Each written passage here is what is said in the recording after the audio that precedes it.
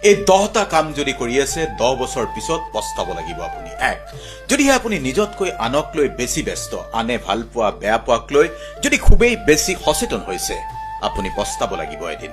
Number 2, আনৰ বাবে নিজৰ জীৱনৰ সমস্ত সময় দিছে, নিজৰ উন্নতিৰ বাবে একোৱেই কৰা নাই, পস্তাব লাগিবই আপুনি।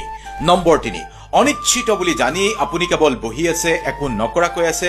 লক্ষ্যত উপনীত হবলৈ অনিশ্চিত বুলি জানিও কাম আপুনি কৰিব লাগিব, নহলে পস্তাব। 4, যদি কেৱল পৰাজয় বা অসফলতাক লৈয়ে আজি চিন্তা কৰি বহি থাকে, তেতিয়াও নতুনকৈ আপোনাৰ কোনো কাম কৰা নহয়, পস্তাব লাগিব এদিন। 5, যদি আপোনাৰ মতে সকলো কথাই হোৱাটো বিচাৰে, আপুনি বিচৰা মতেই পৃথিৱীখন চলাটো বিচাৰে, পস্তাব লাগিব আপুনি।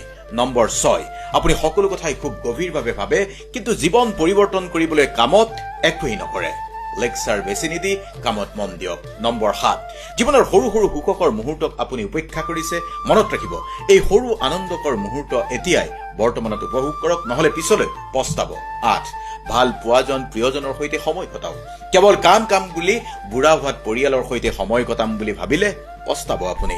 নম্বৰ 9, প্ৰেম ভাল পোৱাও মনতে পুহি নাৰাখিব, আজি প্ৰকাশ কৰিব নোৱাৰিলে কিছু বছৰ পিছত এনেকুৱা লাগিব কোৱা হলেই ভাল আছিল, পস্তাব। নকলেও আপুনি জনাটো দৰকাৰ।